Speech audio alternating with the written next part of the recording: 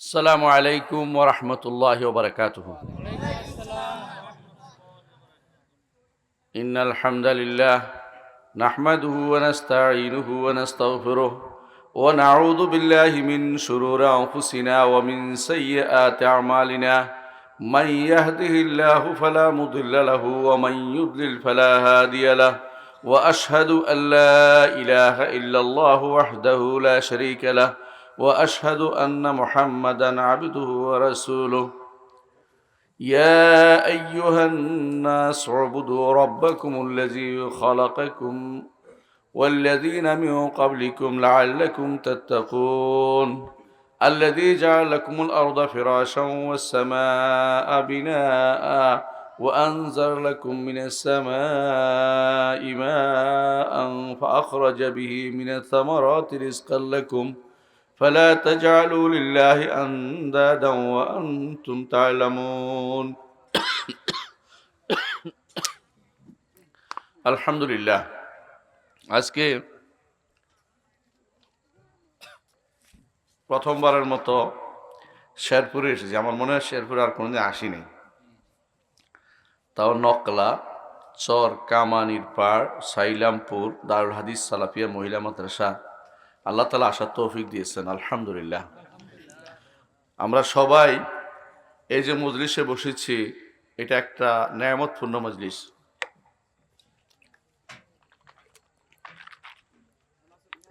এটা একটা রহমতের মজলিস। এটা কি দাবি না বাস্তব? বাস্তব। মুহাম্মদুর রাসূলুল্লাহ সাল্লাল্লাহু আলাইহি ওয়াসাল্লাম বলেছেন, যখনই কোনো কওম আল্লাহর জিকিরের জন্য একত্রিত হয়, সেখানে আল্লাহর পক্ষ থেকে রহমত নাজিল হয়। সেখানে আল্লাহর পক্ষ থেকে রহমত নাজিল হয়। সেখানে ফেরেশতারা ডানা দিয়ে ঢেকে রাখেন এবং সেখানে সাকিনা আসে, প্রশান্তি আসে। আল্লাহ তাআলা তাঁর কাছে যারা আছে তাদের কাছে এদের নিয়ে আলোচনা করেন। আমরা এই যে বসাটা বসেছি, এটা হচ্ছে বসাটা দুনিয়ার, কিন্তু আলোচনাটা হচ্ছে উপরে আল্লাহর কাছে আলোচনা হয় বড় নেয়ামতের বিষয়। এই বড় নেয়ামতের বিষয় মাজলিসে আমরা বসছি, আল্লাহ শুকরিয়া আদায় করবে, আলহামদুলিল্লাহ। এই নকলা গ্রামে মানুষ কিন্তু এই কয়জন না, তাই না? এখানে হয়তো 1000 হবে ধরে নিলাম, কয়েক হাজার মানুষ তো রাস্তায়ও আছে, কিন্তু যারা আল্লাহ কবুল করছেন তারাই শুধু এখানে বসতে পেরেছেন, আলহামদুলিল্লাহ। মুহাম্মদুর রাসূলুল্লাহ সাল্লাল্লাহু আলাইহি ওয়াসাল্লাম তিনি এই মজলিসে বসার প্রতি গুরুত্ব দিয়েছেন। তিনি বলেছেন যে এখানে যারা বসে তারা ওই ব্যক্তির মধ্যে, যে ব্যক্তি খাবারে নিজেকে সংযুক্ত করতে পেরেছে। আর ব্যক্তি লজ্জা করে চলে যাবে, সে ব্যক্তি কিছুই পাবে না। আর যে মুখ ফিরিয়ে থাকলে সেও কিছু পাবে না। এটা হাদিসে, আমি বাংলা বুঝাই দিলাম ঘটনাটা কি ঘটেছে। একদিন রাসূলুল্লাহ সাল্লাল্লাহু আলাইহি ওয়াসাল্লাম আলোচনা করছিলেন, 3 জন ঢুকেছে, একজন বসে গেল, একজন পিছনে থাকলো, আরেকজন মুখ ফিরিয়ে চলে গেল। রাসূল 3 জনের 3টা উদাহরণ দিলেন। সুতরাং আমাদের এই মজলিসগুলো দ্বীনী মজলিস, কোরআন এবং সুন্নাহর মজলিস। আমরা কাহিনী বলি না, গল্প বলি না, বানিয়ে কথা বলতে পারি না, সুরও দিতে পারি না, কিন্তু কোরআন এবং সুন্নাহর কথা বলবো। আপনারা শুনবেন কিনা? ইনশাআল্লাহ, আলহামদুলিল্লাহ। আমি যে আয়াতটি তেলাওয়াত করেছি, খুতবার পর পরে আয়াতটার ব্যাখ্যা করবো ইনশাআল্লাহ। কোরআনে কারীমের প্রথম নির্দেশ কি জানেন? কে বলবেন? এটা কি কোরআনে কারীমের প্রথম নির্দেশ না প্রথম নাজিল হয়েছে? এটা প্রথম নাজিল হয়েছে ইকরা বিসমি রাব্বিকাল্লাযী খালাক। এটা তো কোরআনে কারীমের শেষ পারার মধ্যে, তাই না? প্রথম নির্দেশ বুঝেন, আল্লাহ করতে বলেছে প্রথম। কোরআনের শুরু থেকে পড়েন না, আল্লাহ নির্দেশ দিচ্ছে কোথায়? আউযুবিল্লাহ তো নির্দেশ না, আমি করতেছি। বিসমিল্লাহও নির্দেশ না, আলহামদুলিল্লাহও নির্দেশ না, সূরা বাকারার শুরু থেকে নির্দেশ নাই। প্রথম নির্দেশ হচ্ছে ইয়া আইয়ুহান নাস উবুদু রাব্বাকুমুল্লাযী খালাকাকুম। হে মানুষেরা বলতে আপনি, আমি, সবাই, নকলা গ্রামের সব, এই শহরের সব, আশেপাশের যত জিলা আছে সব, তাই না? না সারা পৃথিবীর সব? সারা পৃথিবীর সবাইকে আল্লাহ বলছেন, আপনাকেও বলছেন, আমাকেও বলছেন। উবুদু রাব্বাকুমুল্লাযী খালাকাকুম, ইবাদত করো সেই রবের যিনি তোমাদেরকে সৃষ্টি করেছেন। রব হচ্ছেন যিনি স্রষ্টা, সৃষ্টি করেন। রব হচ্ছেন যিনি মালিক, যিনি সবকিছুর মালিক। আমার আপনার মালিক কে? আল্লাহ। আল্লাহ ছাড়া কেউ মালিকানা দাবি করতে পারে না। কেউ দাবি করলে আল্লাহ তাকে অপমান করে ছাড়েন। দাবি করছিল ফেরাউন, আল্লাহ তাকে পানিতে ডুবিয়ে মেরেছে। দাবি করেছিল নমরুদ, আল্লাহ তাকে মশা দিয়ে মেরেছে। দাবি যারা যারা যোগ যোগ করেছিল মালিকানা, আল্লাহ তাদেরকে শেষ করে দিয়েছে, তাদেরকে দুনিয়ার বুকে রাখে নাই। দেখিয়ে দিয়েছে ইন্না নাহনু নারিসুল আরদা ওয়া মান আলাইহা ওয়া ইলাইনা ইউরজাউন। আমরা এই জমিনের ওয়ারিশ হব এবং জমিনের মধ্যে যা আছে সবগুলোর ওয়ারিশ আমরাই হব। আমার কাছে তোমরা ফিরে আসবে, আল্লাহ তাআলা বলছেন। আল্লাহ বহু বচন কেন ব্যবহার করেন জানেন? কারণ তিনি বড় যিনি, তিনি কথা বলার সময় বোল্ডলি বলেন, আমি বলে না, আমরা বলে। আমাদের দেখবেন যখন শাসকরা, আমাদের প্রধান উপদেষ্টা কথা বলে, তখন আমরা ঘোষণা করছি, তিনি তো একা ঘোষণা করছে, আমরা কেন বলেন? কেন? বহু বচন হিসেবে কথা বুঝছেন তো, একাই তিনি অত্যন্ত সম্মানিত এই জন্য। আর আল্লাহ সম্মানিতদের মধ্যে সম্মানিত, এই জন্য বহু বচন ব্যবহার করেন। ইন্না আ'তাইনাকাল কাউসার অর্থ কি? আমরা আপনাকে কাউসার প্রদান করেছি। কেউ যদি বলে আমি বলে, তাহলে ভুল বলছে, কারণ কোরআনের অনুবাদ ভুল বলছে। অধিকাংশ এই জন্য কোরআন অনুবাদের মধ্যে মানুষ ভুল করে। আল্লাহ তাআলা কোথাও আমরা বলেছেন, নিজেকে বড় ব্যবহার করার জন্য। এটাকে বলা হয় আল মুআযযাম লিনাফসিহি। এটাকে ইংরেজিতে বলে রয়্যাল উই, মানে রাজস্বিক বহু বচন। আল্লাহ তাআলা তিনি রাজাধিরাজ, তিনি সবকিছুর মালিক। কেউ মালিকানা দাবি করলে সেই মালিকানা বেশিদিন থাকে না। একটু আগেই আপনাদের কাছে ওয়াজ করে বলা হচ্ছিল যে তালুকদার সাহেবের বাড়ি আছে, কিন্তু তালুকদার সাহেব নাই, ঠিক না? ঠিক অনুরূপভাবে চৌধুরী সাহেবের বাড়ি আছে, চৌধুরী সাহেব নাই। আজ যারা আশেপাশে অনেক জায়গা আছে, শুনবেন যে অমুক হচ্ছে অমুক পরিবারের লোক, দেখবেন যে পয়সা টয়সা কিছুই নাই, আগের ওই নাম ভাঙ্গায় খাচ্ছে, এরকম বহুত লোক আছে। অনেক সময় শুনবেন যে রাজবাড়ি ছিল, রাজার খবরও নাই, ওটা কিন্তু মানুষে দখল করে ফেলছে। এদিকে যাওয়ার সময় রাজবাড়ি একটা পড়ে, আপনারা জানেন, আশেপাশে কোনো মানুষ নাই। যারা হিন্দু রাজারা ছিল, মানুষের উপর জুলুম করেছে, মুসলিমদের উপরে, তাদের আর কোনো অস্তিত্ব নাই, চলে গেছে, ভারতে চলে গেছে। তাদের সম্পর্কে আপনারা জানেন। অর্থাৎ সব কিছুর মালিকেরা একমাত্র আল্লাহর দিকে ফিরে যাবে। মালিক কে? আল্লাহ। আমার আপনার সব কিছুর মালিক আল্লাহ। জীবন আল্লাহ দিয়েছেন, আল্লাহ আবার নিয়ে যাবেন। সন্তান আল্লাহ দিয়েছেন, সন্তান আল্লাহ নিয়ে যাবেন। আমার সম্পদ আল্লাহ দিয়েছেন, আবার সম্পদ নিয়ে যাবেন। আল্লাহ পরীক্ষা করেন। আল্লাহ তাআলা কোরআনে কারীম বলেছেন, লিয়াবলুয়াকুম আইয়ুকুম আহসানু আমালা। তোমাদের মধ্যে কে ভালো আমল করে তিনি পরীক্ষা করতে চান। গতকালেই আপনারা দেখেছেন, মানুষ কিন্তু অনেকেই গতকালই দুনিয়া থেকে চলে যেত। আজকে সকালেও একবার হয়েছে, বিকেল আরেকবার হয়েছে। এই তিনটা ভূমিকম্প আমাদের জন্য কি শিক্ষা দেয় জানেন? মানুষ অপারগ, মানুষ চাইলে সব করতে পারে না। আপনি একটু চিন্তা করেন, যে বেটা 10 তলায় বাস করে অথবা 20 তলায় বাস করে, নাইমা কোন দিকে দৌড় দিবে, নামবে কোন দিকে? সিঁড়ি ভেঙে পড়লে শেষ, দৌড়াইলে শেষ, মাটি নিচের দিকে চলে গেলে শেষ। আমিনতুম মান ফিস সামা আইয়াখসিফা বিকুমুল আরদা ফাইদা হিয়া তামুর। আল্লাহ তাআলা বলছেন, যিনি আসমানের উপরে আছেন, কে? আল্লাহ। তিনি যদি তোমাদেরকে মাটি সহ ধসিয়ে দেন, তোমরা কি বাঁচতে পারবে? নিরাপত্তা লাভ করে ফেলেছ? কোথাও পালানোর জায়গা নেই। গতকাল অনেক মানুষ এরকম দৌড়ে চলে গেছে, সন্তান ফেলে চলে গেছে, নিজেকে নিজে বাঁচার চেষ্টা করেছে। হাসরের মাঠে কিন্তু এই অবস্থাই হবে। কেউ মালিকানা দাবি করতে পারে না।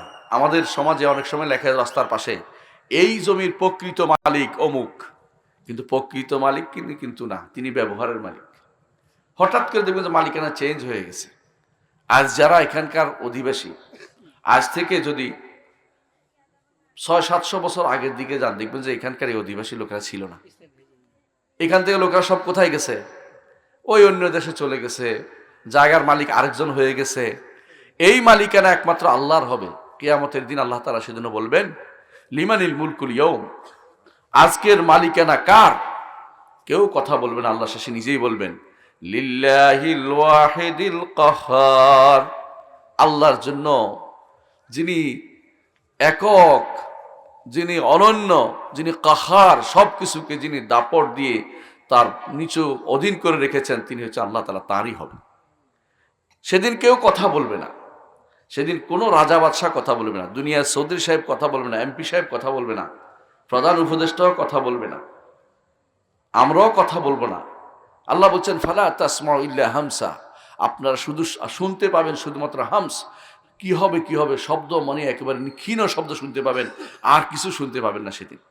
প্রত্যেকে নাফসি নাফসি, আমার নফস আমার নফস। দুনিয়াতে একটু দেখেই দিয়েছেন আল্লাহ তাআলা, একটা ভূমিকম্প হইলেই মানুষ বুঝে যে আমি নিজেকে বাঁচাই, আগে নিজে বেঁচে লই পরে কথা। কারো চিন্তা কেউ করে না, নিজে বাঁচার চিন্তা সবাই করে। আজকে এখন দুনিয়ার বুকে অনেকের চিন্তা আপনি করেন, কিন্তু তখন যখন বড় বিপদ হয় কেউ কারো চিন্তা করে না। বড় বিপদ কখন হয় আল্লাহ করে বলে দিয়েছেন, সবচেয়ে বড় বিপদ হবে যখন হাসরের মাঠে মানুষ উপস্থিত হবে। আল্লাহ তাআলা কোরআনে কারীম বলেছেন ইন্না যালজালাতাস সাআতি শাইউন আযীম, কিয়ামতের কম্পন বিশাল ব্যাপার। এই কিয়ামত তো আমাদের উপর হবে না, তাই না? আমাদের উপর হবে, আমাদের উপর হবে। আমরা কবরে থাকব, কেউ জীবিত থাকবে যারা, তারা ঈমানদার কেউ থাকবে না। কিয়ামত কায়েম হবে, আমার নবী বলেছেন যারা শুধু কাফের হবে তাদের উপর কিয়ামত কায়েম হবে। এটার জন্য বেশি দূর যাওয়া লাগে না ভাই, বেশি দূর যাওয়া লাগে না। যারা আজ ছেলে ছেলে বিয়ে অনুমোদন করছে, মেয়ে মেয়ে বিয়ে অনুমোদন করছে, 10 বছর পরে নতুন সন্তান হবে না? হবে। মেয়ে মেয়ে সন্তান হয়, ছেলে মেয়ে ছেলে ছেলে সন্তান হয়। পৃথিবী ধ্বংস করার জন্য ওরাই তো যথেষ্ট, এই শয়তানগুলি যথেষ্ট। জগৎটাকে নিঃশেষ করে দিবে, যুবকদেরকে ধ্বংস করে দিবে, ভবিষ্যৎ না আসতে পারে এই চিন্তায় তারা বিভোর হয়ে আছে। ওরা নিজেরা ধ্বংস হয়ে গেছে ইউরোপ আমেরিকাতে, গ্রামের পর গ্রাম উজাড় হয়ে গেছে, কেউ নাই। কোন কোন গ্রামে একটা রেল যায় কি জন্য, একটা মানুষ বুড়া মানুষ বেঁচে আছে এই জন্য, তার জন্য রেল যায়। আর কোনো যুবক বলতে কিছু নাই, কারণ তারা বিয়ে শাদী করে না, সন্তান সন্ততি উৎপাদন করে না, তারা শুধু পালিয়ে বেড়ায়, জীবন থেকে পালিয়ে বেড়ায়। আল্লাহ তাআলা আমাদের এই দেশগুলোতে বিয়ের ব্যবস্থাপনা করে দিয়েছেন, আমাদের এই দেশগুলোতে ইসলামের ব্যবস্থাপনা করে দিয়েছেন, শরিয়ার ব্যবস্থাপনা করে দিয়েছেন, দিন ও শরিয়া মেনে চলার জন্য আমাদেরকে আল্লাহ তৌফিক দিয়েছেন। এইটা তাদের সহ্য হয় না, এই জন্য তারা আইন করে এবং আইন করার জন্য চাপ দেয়। কেউ কেউ এই আইন করার জন্য নতুন করে আবার খুঁটি বেঁধে নামে, আবার কেউ কেউ এই যুবকদেরকে নষ্ট করার জন্য যুবকদের ট্রেনিং সেন্টার নাম দিয়ে গান সেন্টার তৈরি করছে, যুবকদেরকে গানের ভিতরে ঢুকিয়ে দিচ্ছে। এমনকি দেখেন এই ছোট্ট হাতের মুঠোর ভিতরে যা দিয়েছে, এইটা তো আপনাকে সংসার করার জন্য যথেষ্ট। এইটা নেয়ার জন্য অনেকে সন্তানের কাছে যুদ্ধের মতো অবস্থা হচ্ছে, তবে সন্তান তাকে এটা ছেড়ে দেয় না। একবার করোনার সময় হাতে তুলে দিয়েছিলেন তাদেরকে, কি জন্য? ক্লাস করার জন্য। ওই ক্লাস তার জীবনের জন্য বিশাল বিপদের কারণে দাঁড়িয়েছে। আর সন্তান থেকে এটা হাত নিতে পারেন না কোনো ক্রমেই, স্ত্রী থেকে নিতে পারেন না। অনেক মানুষ আছে, স্ত্রী যে পরকীয়া এর মূল কারণ হচ্ছে তাদের হাতের মোবাইলটা। অনেক মানুষ কিন্তু কান্নাকাটি করছে, কিছু বলতে পারছে না। তারা গোপনে যে সমস্ত মানুষের এখন তাদের সাক্ষাৎ করে কথা বলে, হাসি মুখে কথা বলতেছে, এই স্বামীর সাথে সেই কথাটা তারা বলে না। স্বামীর সাথে সবসময় রাগ করে থাকে, বাইরের ব্যক্তির সাথে তারা খারাপ সুন্দর ব্যবহার করে, কারণ শয়তান সুশোভিত করে দিয়েছে। যুয়িনা লিন্নাস হুব্বুশ শাহাওয়াতি মিনান নিসাই ওয়াল বানিন, আল্লাহ তাআলা বলেছেন জিনত, জিনত তাদেরকে দেয়া হয়েছে, তাদেরকে সুশোভিত করে দেয়া হয়েছে। বাল যুয়িনা লাহুম সুউ আমালিহিম, খারাপ কাজ সুন্দর লাগে অনেকের কাছে।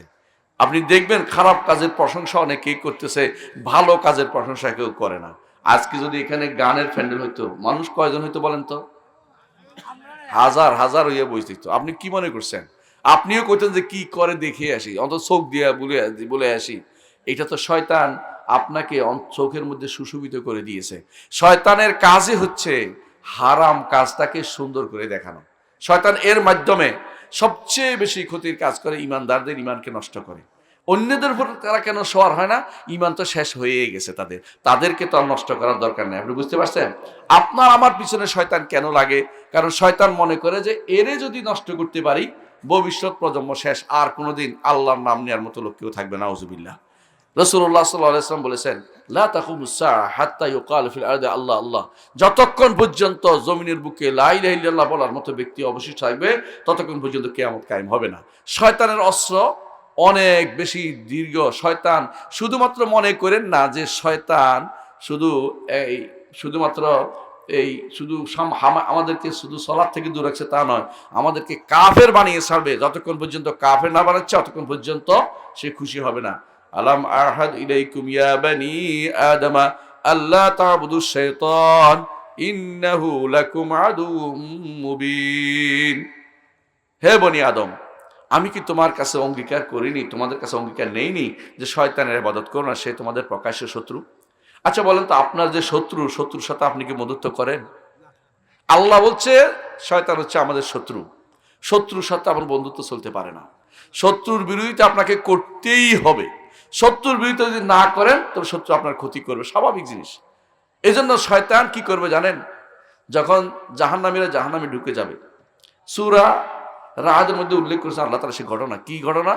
জাহান্নামীরা জাহান্নামে ঢুকে গেলে আল্লাহ তাআলা তখন জাহান্নামী শয়তানকেও জাহান্নামে দিবেন। কিন্তু শয়তান কি করবে? শয়তান ওয়াকালা শাইতানু লাম্মা কুদিয়াল আমর ইন্নাল্লাহা ওয়াদাকুম ওয়াদাল হক। শয়তান তখন দাঁড়িয়ে বলবে জাহান্নামের মধ্যে, কি বলবে? আল্লাহ তোমাদেরকে হক ওয়াদা করেছিল, আমি তোমাদেরকে মিথ্যা ওয়াদা করেছিলাম। আমাকে তিরস্কার করো না, আমি শুধু ডাকছি, আমার ডাকে তোমরা সাড়া দিয়েছ। আর নবী রাসূলুল্লাহ যা বলেছে সেটা তোমরা শোনো নাই। নবী রাসূলুল্লাহ হচ্ছেন আল্লাহ তাআলার সবচেয়ে প্রিয় বান্দা, আল্লাহর সবচেয়ে বিশ্বস্ত, এবং আল্লাহ তাআলা তাদেরকে, এবং তারা হচ্ছে সবচেয়ে ভালো মানুষ। জগতের বুকে শ্রেষ্ঠ মানুষ হচ্ছে নবী রাসূলরা। নবী রাসূলদের পথের অনুসরণ করতে পারলে আপনি হেদায়েত প্রাপ্ত হবেন, আপনি জান্নাত যেতে পারবেন। আর নবী রাসূলদের পথ যদি আপনি দূরে সরিয়ে দেন, আপনি কোনোদিন জান্নাতে যেতে পারবেন না। আপনি এই জন্য প্রতিদিন দোয়া করেন, সিরাতাল্লাযীনা আন'আমতা আলাইহিম। আল্লাহ ওই পথটা চাই যে পথটাতে আপনি নেয়ামত দিয়েছেন। এটা কাদের পথ? মিনান নাবিয়্যিন ওয়াস সিদ্দিকিন ওয়াশ শুহাদা ওয়াস সালিহিন। নবীদের পথ, সিদ্দিকদের পথ। নবীদের পথ বুঝছেন তো? কে? মুহাম্মদুর রাসূলুল্লাহ সাল্লাল্লাহু আলাইহি ওয়াসাল্লামের পথ। সিদ্দিকের পথ, সিদ্দিক বুঝছেন তো? আবু বকর রাদিয়াল্লাহু আনহুর পথ। শুহাদা, শহীদদের পথ, ওমর, ওসমান, আলী, 3 শহীদ আপনার সামনে। ওয়াস সালিহিন, সাহাবায়ে কেরামের পথ। সব সাহাবায়ে কি সালেহ, নেককার, কোনো সন্দেহ নাই। এদের পথ যদি অনুসরণ করতে পারেন আপনি সঠিক পথে আছেন। এদের পথের বাইরে যে ব্যক্তি যাবে সে ব্যক্তি পথভ্রষ্ট, কোনো সন্দেহ নাই। জগতের বুকে অনেক ফেরকা হয়ে গেছে, যারাই ফেরকা হয়েছে সবগুলি হচ্ছে নবী রাসূলদের পথের বাইরে চলে, এরাই সাহাবাদের পথের বাইরে চলে। কোনো সাহাবী খারেজি হয় নাই, কোনো সাহাবী শিয়া হয় নাই, কোনো সাহাবী কাদারি হয় নাই, কোনো সাহাবী জাবারি হয় নাই, কোনো সাহাবী মুতাজিলা হয় নাই, কোনো সাহাবী এরকম ফেরকা হয় নাই। সাহাবায়ে কেরাম হচ্ছে রাসূলের একেবারে আদর্শ, যা রাসূলুল্লাহ সাল্লাল্লাহু আলাইহি ওয়াসাল্লামকে দেখে দেখে তারা শিখেছে। রাসূল কি করেছে তারা তাদের আয়না হিসেবে, রাসূলুল্লাহ সাল্লাল্লাহু আলাইহি ওয়াসাল্লাম জীবনে আয়না হিসেবে সাহাবায়ে কেরাম ছিলেন। এই জন্য যদি কোনো কাজ আপনি দেখেন যে তাফসিরকারী বহু লোক আসবে আপনার তাফসির করতে, তাফসির করে, কি তাফসির করে আল্লাহ জানে, মিথ্যা তাফসির দিয়ে ভরে ফেলে। একটু আগে শুনেছেন, আপনি অন্য মুরব্বির কাছে বলেছেন উনি যে এমন তাফসির করছে জীবনেও শুনি নাই। রাসূলুল্লাহ সাল্লাল্লাহু আলাইহি ওয়াসাল্লাম বলেছেন কিয়ামতের আগে কিছু মানুষ আসবে এমন সব হাদিস নিয়ে যা তোমরাও শুনে নাই, তোমাদের বাপদাদাও শুনে নাই, এমন জিনিস নিয়ে আসবে। ঠিক এরকম যারা অনেকেই তাফসির করবে, মিথ্যা হাদিস দিয়ে তাফসির করবে। সত্য হাদিসের তাফসির ইনশাআল্লাহ আপনি পাবেন ইমাম ইবনে কাসির রাহমাতুল্লাহ আলাইহি তাফসিরে, আপনি পাবেন আমার তাফসিরের মধ্যে ইনশাআল্লাহ পাবেন। এভাবে যারা তাফসির করেছে ইবনে জারির তাবারি রাহমাতুল্লাহ তাফসির আপনি পাবেন। এই তাফসিরগুলোতে আপনি সত্য হাদিসের তাফসির পাবেন। আর সত্য কেন নিতে হবে? কারণ মিথ্যা নিয়ে কোনো লাভ নেই। মিথ্যা কথা তো দুনিয়ায় ভর্তি আছে, মিথ্যা কথা, মিথ্যা সাক্ষী, এগুলি জাহান্নামে যাবে। এগুলি দিয়ে আপনি কোনো উপকৃত হতে পারবেন না। আপনাকে নিতে হবে অথেন্টিক, যেটা সুস্থ, যেটা শুদ্ধ, সেটাই শুধুমাত্র নিতে হবে। ইয়া আইয়ুহান নাস উবুদু রাব্বাকুমুল্লাযী খালাকাকুম, হে মানুষেরা ইবাদত করো ওই রবের যিনি তোমাদেরকে সৃষ্টি করেছেন। আমরা বলছিলাম রব তো তিনি যিনি কি সৃষ্টি করেন। আমার আপনার স্রষ্টাকে আল্লাহ। জমিনে যত প্রাণী আছে তার স্রষ্টাকে আল্লাহ। আকাশের যারা আছে তা কি, আকাশে কারা আছে বলেন তো? ফেরেশতারা। আসমানের উপরে যারা, তাদেরকে সৃষ্টি করেছে কে? আল্লাহ। আল্লাহই সবার সৃষ্টিকর্তা। আল্লাহু খালিকু কুল্লি শাইইন ওয়া হুয়া আলা কুল্লি শাইইন ওয়াকিল। আল্লাহ সব কিছুর সৃষ্টিকর্তা। তিনি যদি সৃষ্টিকর্তা হন তাহলে তারই ইবাদত করতে হবে। কথা কি বুঝাতে পারছি? তারই ইবাদত করতে হবে। তিনি খালেক, আবার তিনি মালিকও তিনি। এই জন্য আপনি বলেন মালিক ইয়াউমিদ্দিন, কিয়ামতের দিনের মালিক। মালিক ইয়াউমিদ্দিন, কিয়ামতের দিনের মালিক। আরেক অর্থ হচ্ছে বিচার দিনের মালিক, এটাও শুদ্ধ। দুটোই অর্থশুদ্ধ। সেদিন বিচার হবে, সেদিন সামান্যতম কারো উপর কোনো জুলুম করা হবে না। ফালা তুজলামু নাফসুন শাইআ, কোনো নফসকে সামান্যতম জুলুমের ভিতরে দেখা দেওয়া হবে না। যত কিছু করেছেন সেদিন সামনে দেখতে পাবেন। সেদিন ফামান ইয়ামাল মিসকালা যাররাতিন খায়রান ইয়ারা, রাই পরিমাণ ভালো হলে সেটাও দেখতে পাবেন। ওয়া মান ইয়ামাল মিসকালা যাররাতিন শাররান ইয়ারা, খারাপ যা করেছেন রাই পরিমাণ সেটাও দেখতে পাবেন। দেখতে চান নাকি? আমরা দেখতে চাই না। আল্লাহর কাছে বলি শুধু ক্ষমা। আল্লাহর কাছে শুধু সবসময় চাইবেন, আল্লাহুম্মা ইন্নী আসআলুকাল আফওয়া ওয়াল আফিয়াতা ফিদ দুনিয়া ওয়াল আখিরাহ। আল্লাহ আমি কি চাই? সকালবেলা দোয়ার মধ্যে আছে কিনা এটা? আছে। আল্লাহুম্মা ইন্নী আসআলুকাল আফওয়া ওয়াল আফিয়াতা ফিদ দুনিয়া ওয়াল আখিরাহ। আল্লাহ আমি ক্ষমা চাই। আফও বুঝেন কিনা? এই ক্ষমা হচ্ছে যেটা মিটিয়ে দেয়। একটা ক্ষমা হচ্ছে মাফ করে দিলাম, কিন্তু এখনো মনের ভিতরে কি আছে? ক্ষোভ আছে। কথা বুঝেন নাই? মাফ করছি, মাফ চাইছ, কিন্তু মনে মনে কি আছে? এখনো ক্ষোভ রয়েছে। আজ যে কোনো সময় পাকড়া করতে পারি। আর একটা হচ্ছে আফো। আফো তো হচ্ছে একেবারে নিচ্ছিন্ন করে দেন, আমার একটু গুনার অবশিষ্ট রাখেন না, কোনো চিহ্নও রাখেন না। এটা হচ্ছে আফো। আল্লাহর কাছে চাচ্ছেন আল্লাহুম্মা ইন্নী আসআলুকাল আফওয়া ওয়াল আফিয়াতা, আর চাই নিরাপত্তা। আল্লাহ কোনোভাবে যেন আর গুনাতে পতিত না হই, যেন জাহান্নামে পতিত না হই, যেন আযাবে পতিত না হই, গজবে পতিত না হই, যেন ফিতনায় পতিত না হই, যেন মানুষ আমাকে নাকে রশি দিয়ে টানতে না পারে, আমি যেন আল্লাহর পথে চলতে পারি। সেই জন্য দোয়া করেন, আল্লাহুম্মা ইন্নী আসআলুকাল আফওয়া ওয়াল আফিয়াতা ফিদ দুনিয়া ওয়াল আখিরাহ। দুনিয়া আখিরাতে আপনার কাছে শুধু নিরাপত্তা চাই। এই জন্য আমার আপনার আখিরাতের হিসাব যে হবে, হিসাব যেন কঠিন না হয় সেই দোয়া করতে হবে আমাদেরকে, বরং হিসাব যেন না হয় এই দোয়া করতে হবে। একজন মানুষ দুইটা চান্স নেওয়ার চেষ্টা করবেন। আমাদের প্রত্যেকের এটা চান্সটা নেওয়া দরকার। নিতে চান কিনা? দুই চান্স নিতে চান কিনা?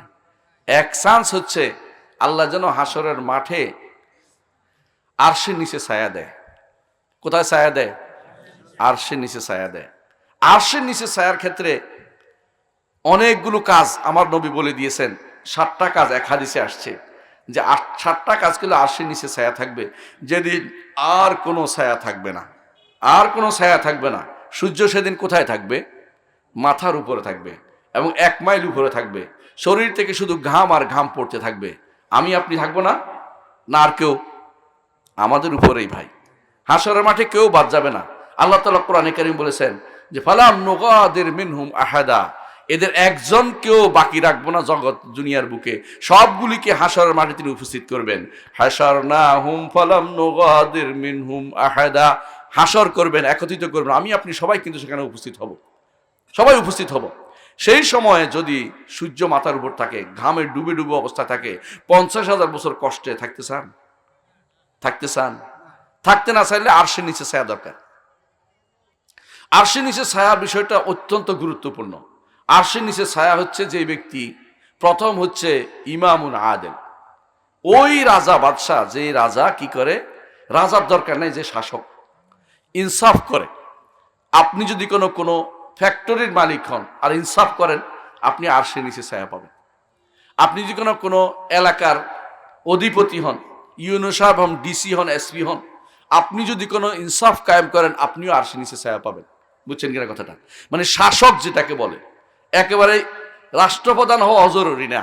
যদি আপনি যেখানে যে দায়িত্বপ্রাপ্ত হয়েছেন, এখানেও যদি কোনো আপনি ইনসাফের সাথে কাজ করেন, আপনি আরশের নিচে ছায়া পাবেন। শর্ত হচ্ছে ঈমান নিয়ে যেতে হবে। ঈমান নিয়ে গেলে আরশের নিচে ছায়া। ঈমান নাই, কিছুই নাই। শিরিক করে গেলে কোথাও জায়গা পাবেন না। শিরিক করে গেলে হাসরের মাঠে কষ্ট পেতে হবে। সেই 50,000 বছর কষ্ট পাওয়ার পরে, তারপরে আমার নবী মুহাম্মদুর রাসূলুল্লাহ সাল্লাল্লাহু আলাইহি ওয়াসাল্লাম তিনি যদি সুপারিশ করেন বিচারের জন্য, সেই বিচারের পরে বিচার হবে। সেই বিচারের পরে আপনাকে যদি কাফের হয়, সরাসরি জাহান্নামের দিকে পাঠিয়ে দেওয়া হবে। আর ঈমানদার হলে তার জন্য বিভিন্ন কারণে মাপ পেয়ে তারপরে জান্নাতে যেতে পারবে। কিন্তু কাফের কোনো নিস্তার নাই, ঈমান হারা হলে কোনো নিস্তার নাই। এই জন্য প্রথম নির্দেশ হচ্ছে ইয়া আইয়ুহান নাস উবুদু রাব্বাকুমুল্লাযী খালাকাকুম, হে মানুষেরা, আল্লাহর প্রিয় সৃষ্টি, কিন্তু আপনি আল্লাহর প্রিয় সৃষ্টি। ফেরেশতাদের কথা না শুনে আল্লাহ আপনাকে সৃষ্টি করেছেন। ফেরেশতারা কি বলছে? কি জন্য সৃষ্টি করবেন এদেরকে? আমরা আপনার তাসবিহ পাঠ করি, আল্লাহ আপনার পবিত্রতা ঘোষণা করছি। এরা জমিনের বুকে মারামারি হানাহানি করবে, আল্লাহর দ্বীন বিরোধী কাজ করবে। তারপরেও আল্লাহ আমাদের সৃষ্টি করেছেন, বলছে ইন্নী আ'লামু মা লা তা'লামুন, আমি জানি এদের মধ্যে কি হবে, নবী হবে, সিদ্দিক হবে, শহীদ হবে, নেককার হবে। এই জন্য আল্লাহ তাআলা আমাদের সৃষ্টি করেছেন। শুধু বদকারের জন্য সৃষ্টি করেছেন তা নয়, পরীক্ষা করবেন যে কে জান্নাতে যাওয়ার উপযুক্ত, কে জাহান্নামে যাবে, আল্লাহ সেটা নির্ধারণ করে রেখেছেন। সেই জন্য সেই কারণে আল্লাহ দুনিয়াতে সৃষ্টি করেছেন, যে দুনিয়াতে আমাদের পাঠিয়েছেন। আল্লাহ তাআলা যেই কারণে সৃষ্টি করে সেটা তো পূরণ করতে হবে, জান্নাতের কাজ তো করে যেতে হবে। জান্নাতে কিভাবে যাবে? হাসরের মাঠে যদি কোনো ছায়া পেতে হয়, ইনসাফ করতে হবে। আর দ্বিতীয় হচ্ছে শাবুন নাশা ফি ইবাদাতিল্লাহ, যুবকদেরকে বলছি আল্লাহর ইবাদতে বড় হন, আল্লাহর ইবাদতে বড় বেড়ে উঠুন, আল্লাহর ইবাদতে বেড়ে উঠুন, হারামের মধ্যে বেড়ে উঠবেন না। যা হয়ে গেছে তওবা করুন, এখনো সময় আছে, ফিরে আসুন যে আমি ইবাদতে বড় হব, আল্লাহর ইবাদত করতে করতে বড় হব। ইউসুফ আলাইহিস সালাতু ওয়াস সালাম, তিনি এমন এক ঘরে ছিলেন যেই ঘরে ইচ্ছা করলে তিনি অন্যায় করতে পারতেন, কারণ তার মনিব হচ্ছে যিনি তাকে কিনেছেন, তিনি তার সাথে খারাপ কাজ করার প্রস্তাব দিয়েছেন। এখানে আর কারো কোনো সমস্যা দেখতেছে না, কিন্তু তিনি আল্লাহকে ভয় করেছেন। এই জন্য তৃতীয় যে ব্যক্তি আরশের নিচে ছায়া পাবে, রাসূলুল্লাহ সাল্লাল্লাহু আলাইহি ওয়াসাল্লাম বলেছেন, ওই ব্যক্তি আরশের নিচে ছায়া পাবে, ওই যুবক অথবা ওই ব্যক্তি যেই ব্যক্তিকে কোনো সুন্দরী নারী, পয়সাওয়ালা নারী, ক্ষমতাবান নারী তাকে অপকর্মের জন্য প্রস্তাব দিয়েছে, আর তিনি বলেছেন ইন্নী আখাফুল্লাহ, আমি আল্লাহকে ভয় করি, আমি আল্লাহকে ভয় করি। বিশ্বাস করুন, আল্লাহর ভয়টা অন্তরে জাগরুক রাখুন। যুবকদের বলছি, যখন আপনি হাতের মুঠোর ভিতরে হারাম ছবি আসবে, সঙ্গে সঙ্গে আস্তাগফিরুল্লাহ বলে বন্ধ করে দেন। দরকার ছাড়া আপনি এই ফেসবুকও চালাবেন না, দরকার ছাড়া ইনস্টাগ্রাম চালাবেন না, দরকার ছাড়া আপনি হারাম ছবির দিকে তাকাবেন না, দরকার ছাড়া আপনি এই যে পর্নোগ্রাফিতে আসক্ত হয়ে গেছে যুবকরা, এটা সবচেয়ে ক্ষতির কারক হচ্ছে। এই যুবকরা বড় হলে বিয়ে করলেও আর শান্তি দিতে পারবে না স্ত্রীকে, তারা এমন বিপদে আছে আপনি বুঝতে পারেন। তারা এমন কি অনেকে আছে এর আসক্ত হয়ে বিয়ে করতে চায় না, নাউজুবিল্লাহ, কারণ তারা জীবন যৌবন ধ্বংস করে দিয়েছে। এর মূল কারণ হচ্ছে আল্লাহ তাআলার অবাধ্যতা। অথচ রাসূলুল্লাহ সাল্লাল্লাহু আলাইহি ওয়াসাল্লাম বলেছেন, যে ব্যক্তি, ওই ব্যক্তি আরশের নিচে ছায়া পাবে, যে ব্যক্তি এরকম হারাম দৃশ্য থেকে মুখ ফিরিয়ে একমাত্র আল্লাহর ভয়ে যে ব্যক্তি ছেড়ে দিতে পারবে, সেই ব্যক্তি আরশের নিচে ছায়া পাবে। আরেক ব্যক্তি আরশের নিচে ছায়া পাবে, সবার কথা বলবো না, কিছু জনের কথা বলছে। যে ব্যক্তি একান্তে আল্লাহর কথা মনে হয়েছে এবং চোখের পানি বের হয়ে গেছে, একান্তে আল্লাহর কথা মনে হয় কিনা আপনাদের? হয়, হতে হবে। সালাতে যখন দাঁড়ান, একান্তে আল্লাহর কথা মনে হবে যে আমি আল্লাহর সামনে দাঁড়িয়েছি। হাদিসে আছে, রাসূলুল্লাহ সাল্লাল্লাহু আলাইহি ওয়াসাল্লাম বলেছেন, আমরা সালাতে যখন ইমানদার দাঁড়ায়, তখন তার সামনে আল্লাহ তাআলা থাকেন, আরশের উপর থেকে তিনি সামনে থাকেন। আরশের উপর থেকে সামনে থাকা কোনো বড় কিছু না। একটা পিঁপড়া যখন, আপনি বুঝার জন্য বলতেছি, পিঁপড়া যখন নিচে ঘুরাঘুরি করে, আপনার সামনে কিন্তু পিঁপড়াটা, উপরে যিনি আছেন তার সামনে সবাই। বড় কিছুর সামনে ছোট কিছু সামনে থাকতে পারে, কোনো অসুবিধা হয় না। আল্লাহ একই সাথে সারা পৃথিবীর সমস্ত সালাত আদায়কারীর সামনে থাকেন, কোনো সমস্যা হয় না। এই সামনে বলতে একেবারে আপনার সামনে হাত দিয়ে সোয়ার বা লেগে আছে এটা মনে করবেন না। তিনি উপরে, আরশের উপর থেকেই তিনি আপনার সামনে থাকেন, বিশ্বাস করবেন। তিনি আপনার দিকে তাকিয়ে থাকেন, আপনার দিকে তাকিয়ে থাকেন। আপনি যখন কথা বলেন তিনি জবাব দেন। যখন বলেন আলহামদুলিল্লাহি রাব্বিল আলামিন, সমস্ত প্রশংসা আমার রবের জন্য, আল্লাহর জন্য, যিনি সমস্ত সৃষ্টিকুলের রব এবং প্রতিপালক। তিনি সব প্রতিপালন তিনি করেন, আর কেউ করতে পারে না। আল্লাহ তাআলা জবাব দেন কিনা? কি জবাব দেন? আমার বান্দা আমার প্রশংসা করেছে। এই জবাবটা আপনি অনুভব করেন একটু। যখনই সালাতে দাঁড়াবেন অনুভব করবেন যে আল্লাহ তাআলা আমার কথার জবাব দিচ্ছে। আমার মতো একটা পচা মানুষের কথা জবাব দিচ্ছেন তিনি। বিশাল ব্যাপার না এটা, বলেন তো? আপনি মনে করেন না যে আপনার কথা জবাব দিচ্ছে না। যদি আমি সত্যি সত্যি সুন্দর ওযু করে সালাতে দাঁড়ান, আপনার ওযুর সাথে গুনাহগুলি ক্ষমা হয়ে গেছে। সালাতে দাঁড়ালে যত অপরাধী হন না কেন, আল্লাহ আপনার সাথে কথা বলবেন। আপনি যখন বলবেন আলহামদুলিল্লাহ রাব্বিল আলামিন, আবার যখন বলবেন আর রহমানির রহিম, রহমান রাহিম তিনি, রহমান রাহিম তিনি, আল্লাহ তাআলা আপনার কথার জবাব দিয়ে কি বলেন? আসনা আলাইয়া আবদি, আমার বান্দা আমার স্তুতি গাইল। যখন আপনি বলেন মালিকি ইয়াউমিদ্দিন, কিয়ামতের দিনের মালিক তিনি, বিচার দিনের মালিক তিনি, সেদিন কেউ কারোর জন্য কিছু এগিয়ে আনতে পারবে না। পীরে পারবে? কোনো ব্যক্তি পারবে? কোনো মুরিদে পারবে? কোনো কবরে পারবে? মাজারে পারবে? না, কেউ কিছু আপনার জন্য আনতে পারবে না, একমাত্র তিনিই সেদিন সব কিছু, তিনি যেটা বলেন সেটা হবে, কারো কথা সেখানে চলবে না, কেউ সুপারিশ করার ক্ষমতা রাখে না হাসরের মাঠে, একমাত্র মুহাম্মদুর রাসূলুল্লাহ সাল্লাল্লাহু আলাইহি ওয়াসাল্লাম হাসরের মাঠে সুপারিশ করবেন একবার শুধু, বিচার শুরু হওয়ার জন্য, আর কোনো সেখানে কোনো সুপারিশ হবে না। সুপারিশ হবে কখন? যখন ফুলসিরাত পার হবে তখন একবার সুপারিশ হবে। আল্লাহ রাসূল সাল্লাল্লাহু আলাইহি ওয়াসাল্লাম বলতে থাকবেন, আল্লাহুম্মা সাল্লিম সাল্লিম, আল্লাহ নিরাপত্তা দিন নিরাপত্তা দিন। আর কেউ বলবে না, সবাই বলবে আল্লাহুম্মা সবাই বলবে নাফসি নাফসি, নিজের নফসের চিন্তা করবেন। রাসূল বলবেন সাল্লাল্লাহু আলাইহি ওয়াসাল্লাম যে আল্লাহুম্মা সাল্লিম সাল্লিম, আল্লাহ নিরাপত্তা দিন নিরাপত্তা দিন বলতে থাকবেন। যখন পার হয়ে যাবেন, বুঝছেন তো, যখন ঈমানদাররা পার হয়ে যাবে, যারা পার হয়েছে তারা শুধুমাত্র সুপারিশ করতে পারবে, এর আগে কোনো সুপারিশ নেই। তাহলে হাসরের মাঠ, সেখানে সুপারিশের বিষয়টা ভয়াবহ। কেউ কারো জন্য সুপারিশ কিছু করতে পারবে না, সেদিন একমাত্র আমার রবের কথাই চলবে, কেউ কিছু করতে পারবে না, রবের কথাই শুধুমাত্র চলবে। এইটা যখন আপনি ধারণ করছেন অন্তত, যখন বলেন মালিক ইয়াউমিদ্দিন, কিয়ামতের দিন আল্লাহর সামনে আমাকে দাঁড়াতে হবে, এই কথা মনে হলে চোখের পানি আসা দরকার, দরকার কিনা? আল্লাহ তাআলা বলছেন ওয়ালিমান খাফা মাকাম রাব্বিহি জান্নাতান, যে কেউ তার রবের সামনে দাঁড়াবে এটার ভয় করবে, আল্লাহ তাকে 2টা জান্নাত দিয়ে ধন্য করবেন। আল্লাহু আকবার। 2টা জান্নাত চান? তাহলে অবশ্যই আল্লাহর সামনে দাঁড়ানোকে ভয় করবেন। আল্লাহর সামনে দাঁড়ানোকে ভয় করলে, যখন সলাতে দাঁড়িয়েছেন, সলাতের বাইরে গিয়ে অন্যায় করলে সাথে সাথে মনে আসবে যে আমি একটু আগে ওয়াদা করেছি যে আল্লাহর সামনে দাঁড়াতে হবে আমাকে, আপনি তখন অন্যায় করতে পারবেন না। এই জন্য সলাৎ কেন তানহা আনিল ফাহশা ওয়াল মুনকার, বুঝেন তো? কেন সলাতের কারণে অশ্লীল অন্যায় কাজ থেকে মানুষকে দূরে রাখে? কারণ সলাতের মাধ্যমে আপনি বুঝতে পারবেন যে আমি আমার রবের সামনে আছি, যে কোনো অবস্থায় তিনি আমাকে দেখছেন। আনতাবুদাল্লাহা কান্নাকা তারা ফাইন লাম তাকুন তারাহু ফাইন্নাহু ইয়ারাক, এমন ভাবে ইবাদত করবেন যেন তিনি আপনি তাকে দেখছেন, আল্লাহকে দেখছেন, ইবাদত করছেন আমার রাসূল সাল্লাল্লাহু আলাইহি ওয়াসাল্লাম। আর যারা সত্যিকারের ঈমানদার বান্দা তারা আল্লাহকে দেখে ইবাদত করে, আমরা সেটা পারি না, আমরা আল্লাহ আমাকে দেখছেন এই ইবাদতটা করি। বুঝছেন কথাটা? দ্বিতীয় অংশ যেটা কি, আল্লাহ আমাদেরকে দেখছেন, এই চিন্তা যদি আপনার মাথায় থাকে, অন্ধকার প্রকোষ্ঠ আপনি আল্লাহকে ভয় করবেন, অন্ধকার প্রকোষ্ঠ আপনি আল্লাহকে ভয় করবেন, আপনি তখন আখিরাতে আগুনের ভয় করবেন। ইমাম ইবনে হাজম রাহমাতুল্লাহ আলাইহি একটা ঘটনা বলেছেন। তিনি বলেছেন এক লোক, তিনি ইবাদত করছেন, এমন সময় এক নারী ঢুকেছে ঘরের মধ্যে। নারী ঢুকেছে, কিছু অপকর্মের জন্য চিন্তা ভাবনা করছে, নাউজুবিল্লাহ।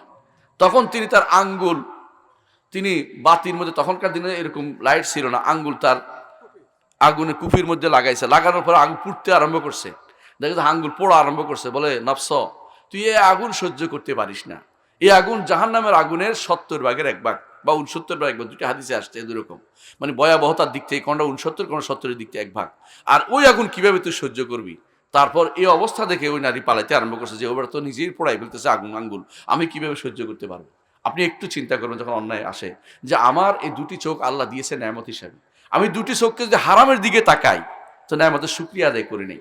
যার চোখ নাই তাকে যদি বলেন যে কি চাই, বলছে আমি শুধু 2টা চোখ চাই। চিন্তা করবেন, দেখেন আল্লাহ আপনাকে পা দিয়েছেন হারামের দিকে হাঁটার জন্য নয়, মসজিদের দিকে যাওয়ার জন্য। আল্লাহ আপনাকে হাত দিয়েছেন কোরআন ধরে পড়ার জন্য, ওই হারাম দৃশ্যের দিকে হাত ধরে হারাম দৃশ্যের জিনিস ধরার জন্য নয়। সুতরাং এইটাকে আপনি দূরে সরিয়ে রাখেন। হাসরের মাঠে দাঁড়ানোকে যদি কোনো আপনি ভয় করেন, সলাতের মধ্যে আপনার ভয় আসবে, বাইরেও আপনার ভয় আসবে, যে মালিক ইয়াউমিদ্দিন, কিয়ামতের দিনের মালিক তিনি, সেদিন আর কেউ কথা বলবে না, সেদিন আর কেউ কথা বলবে না। এমন কি সেদিন কেমন মালিক?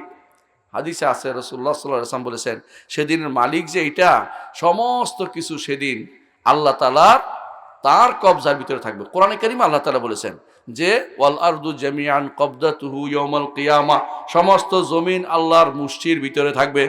জমিন বুঝছেন? জমিন কদ্দু জানেন তো?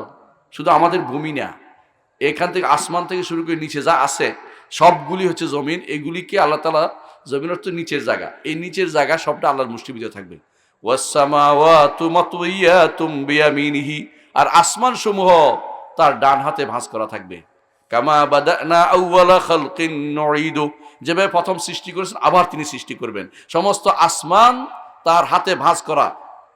ইয়াওমা নাতুইস সামাআ কাতাইয়িস সিজিল লিল কুতুব কামা বাদানা আউওয়ালা খালকিন নুঈদু, কাগজ যেভাবে একটার উপর একটা রাখে বাচ্চারা লেখার জন্য, সেভাবে আল্লাহ তাআলা হাতের উপরে একটা একটা করে আসমানগুলিকে রাখবেন। আল্লাহর হাত কত বড় রে ভাই, কত বড় তার হাত! তিনি কত বড়। এই মহাত্ম যদি আপনি ধারণ করতে পারেন, আল্লাহর মহত্ব কত বড়ত্ব তার, তাহলে আপনি কিন্তু যখন সালাতে দাঁড়াবেন তখন নিজেকে হীন মনে হবে না, ছোট মনে হবে না। ছোট মনে হওয়াটাই হচ্ছে ঈমানের লক্ষণ। যখন মনে করবেন আমি কিছুই না, আমাকে আগুনে দিলে তার কিছু যায় আসে না, আমি আগুনে গেলে কার কিছু যায় আসে, আমার ক্ষতি শুধু, আর কিছু না। তিনি আগুনে দিয়ে দিলে আমার তার কোনো ক্ষতি নেই, তিনি কোনো জালেম না। কেন জালেম না? যে নেয়ামত আমাকে দিয়েছে এই নেয়ামতের শুকরিয়া আদায় করতে পারিনি। এই নেয়ামতের শুকরিয়া হচ্ছে তার ইবাদতে লেগে থাকা। কোনো ব্যক্তি তার ইবাদতে লেগে থাকতে পারে না, কোনো ব্যক্তি তার ইবাদতে লেগে থাকতে পারে না। আমার উস্তাদজি আলী আব্দুর রহমান আল হুদাইফি, নাম শুনেছেন, মসজিদ নবীর ইমাম। তিনি একদিন খুতবা একটা ঘটনা বলেছেন। বনী ইসরাইলে এক লোক 70 বছর, কয় বছর? 70 বছর আল্লাহর ইবাদত করেছেন। ইবাদত করছেন একটা দ্বীপের মধ্যে। প্রতিদিন আল্লাহ তার জন্য একটা রুম্মানের ব্যবস্থা করতো। আনার রুম্মান ছিলেন তো, যেটা আপনারা বলেন ওই যে, হ্যাঁ, ডালিম, ডালিম আর মিষ্ট পানির ব্যবস্থা করতো, কারণ ওইখানে আশেপাশে সব লবণাক্ত পানি। সেইটাকে 70 বছর পরে যখন মারা গেল, তখন আল্লাহ তাআলা তার ফেরেশতাদের বললেন, আদখিলু আবদি বিরহমাতিয়াল জান্নাহ, আমার বান্দাকে আমার রহমতে জান্নাতে প্রবেশ করাও, আমার বান্দাকে আমার রহমতে জান্নাতে প্রবেশ করো। এইটা শোনার পর তার মনে হইলো আল্লাহ তো একবারও বললো না, 70 বছর কিছুই করলাম না, বিয়ে শাদী করলাম না, খেত খামার করলাম না, শুধুমাত্র কি করলাম? ইবাদত করলাম। আল্লাহ বলতো কেউ আমার রহমতে জান্নাত দিবে, তো আমি কিছু করলাম না, বললো না কেন? তখন সে বললো, ইয়া রব বিআমালি, আল্লাহ আমার আমলেরও তো কিছুটা আছে। আল্লাহ তাআলা বললেন, আচ্ছা ঠিক আছে। তারপর তিনি কি করলেন? তার চোখের নেয়ামত তাকে দেখাতে আরম্ভ করলেন। ফাইজা হিয়া মাদ্দাল বাসার, চোখের নেয়ামত, চোখ যতটুক যায় শুধু নেয়ামতে দেখছে। এই চোখের নেয়ামতের শুকরিয়া আদায় করার কারণে 70 বছরের ইবাদত শেষ। 70 বছর ইবাদত শেষ হয়ে গেছে চোখের নেয়ামত দিয়েই। চোখের নেয়ামতে 70 বছর শেষ হওয়ার পরে এখন সে বলতেছে, আদখিলু, আল্লাহ তাআলা বলতেছেন, আদখিলু আবদিয়ান নার, আমার বান্দাকে জাহান্নামে দিয়ে দাও, কারণ শেষ, প্রাপ্তি বলতে কিছু নাই। তখন এবারে লোক তার মনের ভিতরে আসছে, বলতেছে, ইয়া রব্বে আদখিলনিল জান্নাতা বিরহমাতিকা, আল্লাহ আপনার রহমতে আমাকে জান্নাতে প্রবেশ করান। বুঝছেন তো? কোনো ব্যক্তি যদি মনে করে যে জান্নাতে যাবে নিজের আমল দিয়ে, ভুল করতেছে। আপনার আল্লাহর রহমতে জান্নাত পেতে হবে। আপনি খুবই দুর্বল মানুষ, সবচেয়ে দুর্বল মানুষ ইবাদত করে আল্লাহকে সন্তুষ্ট করে শেষ করতে পারবে না। শুধু সবসময় বলতে হবে, যতই ইবাদত করেন শেষে শেষে কি বলেন? আস্তাগফিরুল্লাহ, আস্তাগফিরুল্লাহ, আস্তাগফিরুল্লাহ। অর্থাৎ এত সুন্দর ইবাদত করলো, ঠিক করতে পারি নাই। 10 মিনিট যদি ইবাদতের মধ্যে থাকেন, 12 মিনিট চলে গেছে বাইরে, ঠিক তাই না? যায় কিনা? কারণ কি? কারণ শয়তান নিয়ে যাচ্ছে। রাসূলুল্লাহ সাল্লাল্লাহু আলাইহি ওয়াসাল্লাম বলেছেন, শয়তান যখন আপনাকে অন্যদিকে মুখ ফিরিয়ে নেয়, তখন আল্লাহ তাআলা বলতে থাকেন, আইলা খায়রিম মিন্নি, ও আল্লাহর বান্দা, তুমি কি আমার থেকে উত্তমের দিকে তাকাচ্ছ? আমি তোমার সামনে, তুমি অন্যদিকে কেন তাকাচ্ছ? আল্লাহ তাআলা আমাদের সামনে সালাত পড়ে, তখন আল্লাহ তাআলা আমাদের সামনে থাকেন। তবে সাবধান, এটা বলবেন না কোনোদিন যে আল্লাহ সৃষ্টির ভিতর, এটা বিশ্বাস করবেন না। আল্লাহ তাআলা আরশের উপরে, সৃষ্টি এবং স্রষ্টা আলাদা। ইমানদারের বাইরে অন্য কোনো ইমান রাখলে তার ইমান থাকবে না, ইমান সে কাফের হয়ে যাবে। আমরা আল্লাহ তাআলাকে সিজদা করি না, আমরা আল্লাহ তাআলার পায়েও সিজদা করি না, আমরা আল্লাহ তাআলার কুদরতি পায়েও সিজদা করি না। আমরা শুধু আল্লাহর জন্য সিজদা করি। তিনি আরশের উপরে, আমাদেরকে মাটিতে সিজদা করতে বলেছেন, মাটিতে সিজদা করি তাকে খুশি করার জন্য। এইটাই ইমানদার বলে, এর বাইরে আর কিছু বলতে পারে না। কথা কি বুঝাতে পারছি? আবার বলছি, তাহলে কি হলো? আরশের নিচে ছায়া যারা পাবে অনেক আছে। এর মধ্যে আমি শুধু আরেকটা বলবো শুধুমাত্র, সেটা হচ্ছে যে ব্যক্তি ডান হাতে দা দিয়েছে, বাম হাত জানতে পারেনি। এবং যে ব্যক্তির, আরেকটা বলছে, যে ব্যক্তি মসজিদের সাথে তার অন্তরসমূহ লটকে আছে। মসজিদের সাথে অন্তর লটকে থাকা বুঝেন কিনা? এক সলাতের পরে আরেক সলাতে যাবে, সব কখন মসজিদে যাবে এই টেনশনে থাকে। আরশের নিচে ছায়া পাবে। আমরা বলছিলাম যে 2টা চান্স নিতে হবে, একটা হচ্ছে আরশের নিচে ছায়া পাওয়ার, তাই না? এইটা থেকে দূরে থাকা যাবে না, চেষ্টা করতে হবে, যে কোনো মূল্যে এই চান্সটা নিতে হবে। আরেকটা চান্স, অনেকগুলো কাজ বলছে না, যে কোনো 2টা 3টা ধরেন, একটা বাদ গেলে যেন একটা থাকে। নিজেকে কোনোদিন বিপদে ফেলেন না যে আমি একটাও পারবো না, এটা না, 3-4টা ধরেন। যে কোনো জিনিস ধরেন, অনেকগুলো জিনিস, 8টা জিনিস আছে, এর মধ্যে 5টা ধরেন, একটা ছুটে গেলে যে একটা অন্তত যেন থাকে। কারণ হাসরের মাঠে এই আগুনের মধ্যে, গরমের মধ্যে সহ্য করতে পারবো না আমরা। আল্লাহর এই আযাব সহ্য করতে পারবো না। আযাবের আগে আযাব শুরু হয়ে গেছে হাসরের মাঠে, সেখানে সহ্য করতে পারবো না। কোনো না কোনোভাবে হাসরের মাঠে আরশের নিচে ছায়াটা যেন পাই। আল্লাহর কাছে সবসময় এই কোনো একটা অবলম্বন করতে হবে। এরপরের অবলম্বন, দ্বিতীয়টা, আরশের নিচে ছায়া পেয়েছি, হিসাব চাই না, হিসাব চাই না, বিনা হিসাবে জান্নাতে যেতে চাই। বিনা হিসাবে জান্নাতে যেতে চান? বিনা হিসাবে জান্নাত যেতে চাই। বিনা হিসাবে জান্নাত চাইতে হলে একটা বড় কাজ হচ্ছে একমাত্র আল্লাহর ইবাদত করতে হবে, তিনি ছাড়া কারো উপরে ভরসা করা যাবে না। ওয়া আলা রাব্বিহিম ইয়াতাওয়াক্কালুন, এটা কোরআনও আল্লাহ বলেছেন, আমার নবীও বলেছেন। আল্লাহর উপর যে ব্যক্তি তাওয়াক্কুল করে চলবে দুনিয়ার বুকে, কারো উপর ধর্ণা দিবে না, শিরিক করবে না, সে কোনো কারো কাছে যাবে না, কারো কাছে কিছু চাইবে না, একমাত্র আল্লাহর কাছে চেয়ে বেড়াবে, সেই ব্যক্তি হচ্ছে আল্লাহর ইবাদতকারী এবং তার জন্য সেই ব্যক্তি বিনা হিসাবে জান্নাতে যাবে। আল্লাহু আকবার। বিনা হিসাবে জান্নাত যেতে চান? বিনা হিসাবে জান্নাত ছেলে একমাত্র আল্লাহর ইবাদত করতে হবে, শিরিক করা যাবে না। ইয়া আইয়ুহান নাস উবুদু রাব্বাকুমুল্লাযী খালাকাকুম, হে মানুষের ইবাদত করে একমাত্র সেই রবের যিনি তোমাদেরকে সৃষ্টি করেছেন, ওয়াল্লাযীনা মিন ক্বাবলিকুম, যারা তোমাদের আগে তাদেরকেও তিনি সৃষ্টি করেছেন। আমাদের আগে যারা তাদেরকে কে সৃষ্টি করেছেন? আল্লাহ। জিনদের কারা সৃষ্টি করেছেন? আল্লাহ। এর আগে যদি আল্লাহ কাউকে সৃষ্টি করেন নাই, তাহলে করেছেন তাদেরকে আল্লাহ সৃষ্টি করেছেন। আল্লাহ সব সময় স্রষ্টা ছিলেন। ইমানদার কখনো এটা বলে না যে একটা বিশাল সময় আল্লাহ সৃষ্টি করেন না, এটা বলে না। আল্লাহ সব সময় তিনি স্রষ্টা ছিলেন, এটা ইমানদারের কথা। এবং সব সময় তিনি কিছু না কিছু করেন। কুল্লা ইয়াউমিন হুয়া ফিশান, প্রতিদিন তিনি কিছু না কিছু করেন। সুতরাং আপনার আমার ইবাদত যেন একমাত্র আল্লাহর জন্য হয়। আল্লাহর জন্য ইবাদত হয়, এটা বুঝছেন তো? ইবাদত কিন্তু হচ্ছে কি, যখন দোয়া করব কার কাছে চাইব? আল্লাহর কাছে। সাহায্য চাইলে কার কাছে চাইব? আল্লাহর কাছে। কোনোদিন কোনো কবরে, মাজারে, কোনো পীরে কারো কাছে আমি কিছু চাইব না, একমাত্র আল্লাহর কাছে চাইব। মুহাম্মদুর রাসূলুল্লাহ সাল্লাল্লাহু আলাইহি ওয়াসাল্লামের সাহাবীরা যখন এরকম কথা বলেছিলেন যে কারো কাছে কিছু চেয়ে না, রাসূলের সাথে ওয়াদা করেছেন সাহাবীরা, তারা এমন হইতো যে কখনো কখনো তারা ভয় পেতেন যে হাত থেকে কিছু পড়ে গেছে, যদি ঘোড়ার উপর থাকতেন নিজে নেমে আবার উঠাইতেন। কারো কাছে উঠাই দাও বলতেন না, কেন? যদি কোনো এটা চাওয়ার ভিতরে সামিল হয়ে যায়, কারো কাছে কিছু চাইবো না, যাতে করে আমরা কি করতে পারি? আল্লাহর কাছে একমাত্র বিনা হিসাবে জান্নাত দিতে পারি, আল্লাহর কাছে এইটা চাইতে পারি। সেই জন্য ইমানদার সবসময় চাইবে বিনা হিসাবে জান্নাতে যাওয়া। এই দুইটা চান্সের কোনোটা যেন বাদ না যায়। তবে ভাইয়েরা, যেটা বলছি, বিনা হিসাবে জান্নাতের ইমানটাকে ভাড়া দিতে হবে। প্রথম কাজ হচ্ছে ইমান। আমাদের ইমান নষ্ট করার জন্য শয়তান বিভিন্ন সুরতে আসে, নেক সুরতে এসে ধোকা দেয়, আবার কখনো কখনো আপনাকে হতাশ করে ফেলে। হতাশ করা যাবে না। যত গুনাহই হোক আল্লাহ আপনাকে ক্ষমা করে দিবেন, যত গুনাহই হোক আল্লাহ বলছেন ক্ষমা করে দিবেন। শুধু আল্লাহর কাছে ক্ষমা চাইতে দেরি, তিনি ক্ষমা করে দিবেন। আল্লাহ তাআলা কোরআনে কারীম বলেছেন, ইয়া ইবাদিয়াল্লাযীনা আসরাফু আলা আনফুসিহিম লা তাকনাতু মির রাহমাতিল্লাহ ইন্নাল্লাহা ইয়াগফিরুয যুনুবা জামিআ। হে আমার বান্দারা, আল্লাহর বান্দা কে হইতে পারবেন তো? আল্লাহর বান্দা বুঝছেন তো? আল্লাহর দাস হইতে হবে। আল্লাহর দাস, আর কারো দাসত্ব করি না। আমি আমার রবের দাসত্ব করি, কোনো পীরের নয়, কোনো জিরের নয়, কোনো নেতার নয়, কোনো খেতার নয়, কোনো ব্যক্তি নয়, আমি আমার আল্লাহর দাসত্ব করি। আল্লাহর দাসত্ব অর্থ কি?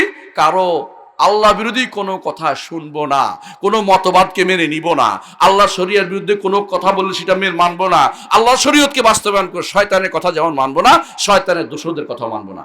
শয়তানের দোষ আছে কিনা? আছে।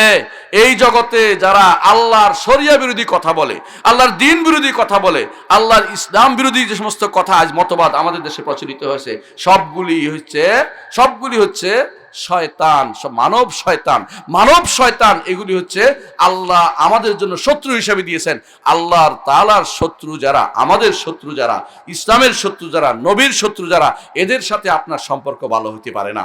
অবশ্যই আপনাকে এদের সাথে সম্পর্ক চ্যুতি ঘটাতে হবে। যতক্ষণ পর্যন্ত কাফেরদের সাথে, আপনার বেদাতীদের সাথে, শিরকি মুশরিকদের সাথে আপনার উঠা বসা বন্ধ না করবেন, আল্লাহর ইবাদত, দাসত্ব আপনি করতে পারলেন না। আপনি অনেক মানুষের দাসত্ব করলে কাউকে খুশি করতে পারবেন না। আল্লাহ কোরআনে কারীমে এটা উদাহরণ দিয়ে বলেছেন যে রাজুলুন সালামান লিরাজুলিন দরাবাল্লাহু মাসালান রাজুলান ফি শুরাকা মুতাশাকিসুনা ওয়া রাজুলান সালামান লিরাজুল হাল ইয়াস্তাউয়ানি মাসালা।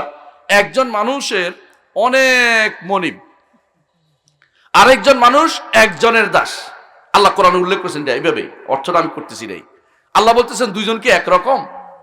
কখনো একরকম না। আপনি কারে খুশি করবেন? অনেককে আপনি খুশি করতে পারবেন না। এই কথাটি একজন স্কুল শিক্ষক, সুবহানাল্লাহ, একজন স্কুল শিক্ষক আবুল হোসেন ভট্টাচার্য নামে এক ব্যক্তিকে বলেছিলেন। পরে তিনি ইসলাম গ্রহণ করেছেন। তার জীবনে এটা রেখাপাত করেছে। যখন তিনি বলেছেন, স্কুল শিক্ষক বলেছেন, কয়জনকে তুমি খুশি করবা? ও ভট্টাচার্য, তুমি কয়জনকে খুশি করবা? একজনকে খুশি করা যায়, বহু দেবতাকে খুশি করা যায় না। শেষ এই কথাটা তার ইসলামের কারণ হয়েছিল। সে বুঝছে যে সে বুঝছে যে ভুলের পথে আছে, ইসলাম গ্রহণ করেছে। পরে তিনি অনেক ভালো ভালো বই লিখেছেন, আবুল হোসেন ভট্টাচার্য, আমি কেন ইসলাম গ্রহণ করলাম, আমি কেন খ্রিস্ট ধর্ম গ্রহণ করলাম না, বিড়াল বিভ্রাট, এই অনেকগুলো বই লিখেছেন, ভালো ভালো বই। সেগুলি কেন তিনি ইসলাম করেছেন? একটা কথা, যে আমি সবাইকে খুশি করতে পারবো না, আল্লাহকে খুশি করা, বিশ্বাস করুন, অন্য সবাইকে খুশি করার চেয়ে অনেক সহজ। আল্লাহকে খুশি করা কি? আল্লাহ আমি ভুল করেছি, আমায় মাফ করে দাও। দুনিয়ার মানুষ যদি বলে ভুল করেছি, ভুল কেন করলি, আরো বেদা লাগে, বুঝছেন তো? কেন করলি, মাপ নাই। আরো বলে ভুল হয়েছে, পারতেছি না, কেন পারতেছি না, মানে আরো বেদা লাগিয়ে দিবে। আর আল্লাহর কাছে বলে আল্লাহ আমি পারতেছি না, আল্লাহ বলে আমার বান্দা আমার কাছে মাপ চাইছে, আর কি চাই, আমি তো এটাই চেয়েছি।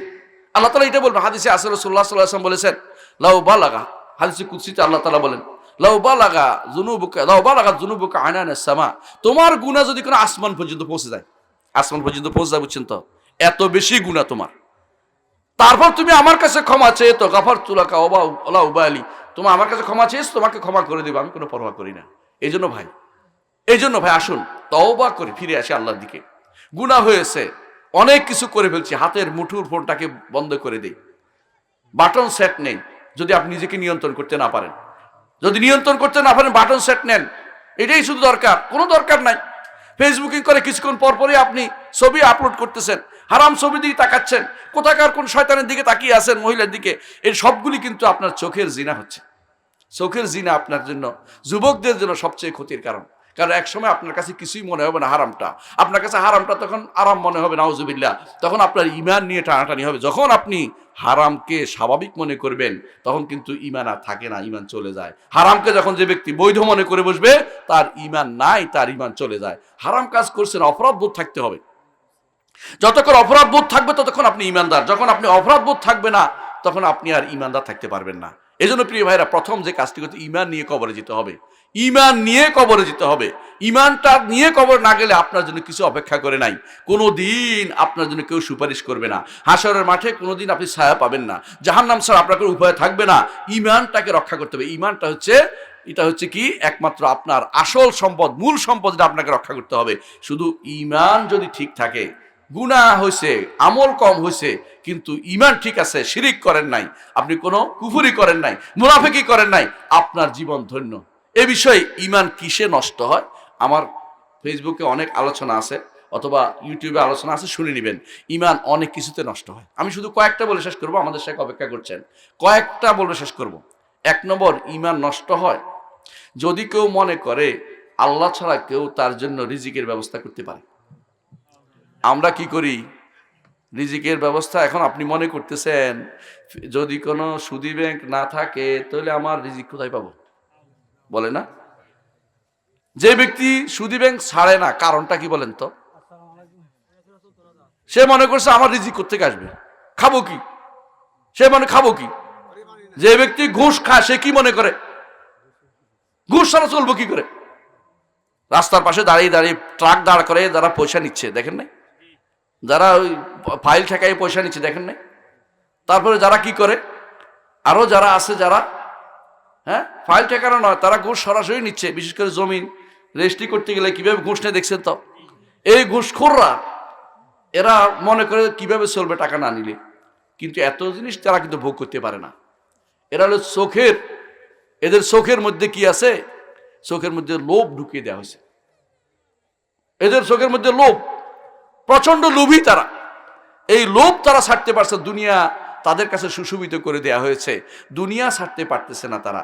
দুনিয়ার মায়া যদি আপনি ত্যাগ করতে না পারেন, আখিরাতের মায়া যদি আপনার মধ্যে না আসে, জান্নাতের আশা যদি আপনার মধ্যে না আসে, তাহলে আপনি হতভাগা।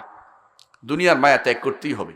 দুনিয়ার মায়া ত্যাগ করতে হলে সন্তানের জন্য বেশি কিছু রাখার দরকার নেই, সন্তানকে সম্পদ বানিয়ে যান, এই মাদ্রাসাগুলোকে পড়ান, এই মাদ্রাসাগুলোকে আপনি সাহায্য করেন।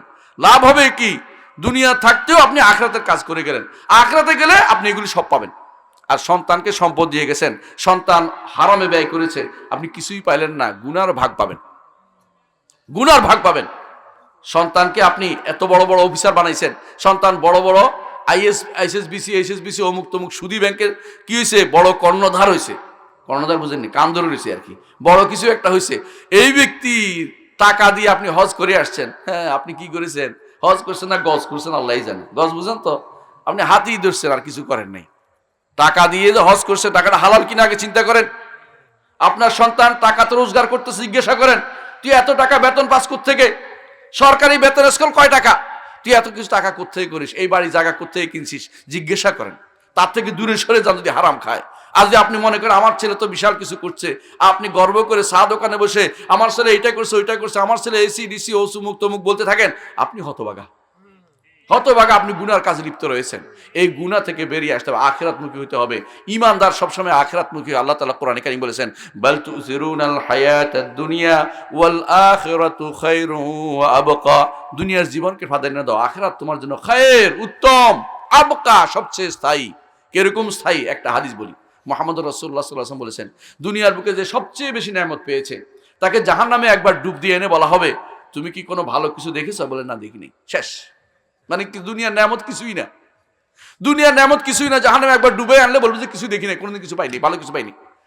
আর যে ব্যক্তি দুনিয়াতে সবচেয়ে কষ্টে ছিল কিন্তু ইমানদার ছিল, ইমানদার ছিল, ঘুরে ঘুরে ছিল, রোগের কোনো শেষ নাই, ওই ব্যক্তি তাকে জান্নাতে ঢুকিয়ে বলা হবে, তুমি কি কোনো কষ্ট ছিলে? হাদিস এটা বলতেছি।